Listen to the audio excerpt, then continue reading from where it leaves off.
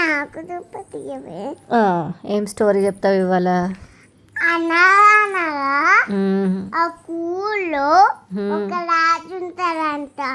ఆ రాజుకి 8 మంది బిడ్డలంట. అవునా?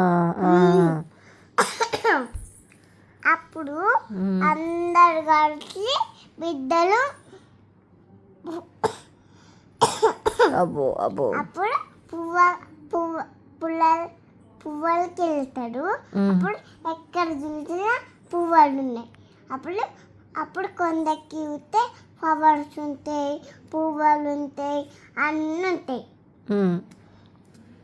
అప్పుడు అందరు కలిసి ఎక్కువ తీసుకెళ్ళి ఒక పాపను అక్కడ దించేసి పొవ్వి అప్పుడు బంగారం అని పోతారు. అప్పుడు ఒక ఉల్లిగడ్డలు కనిపిస్తే కింద పడితే తింటారు. అప్పుడు దానికి కింద చక్కెర ఉందని తింటారు. అప్పుడు దానికి దుమ్మంటితే దుమ్మంతా తినేస్తారు. అంతేనా? బాగుందిరా నీ స్టోరీ.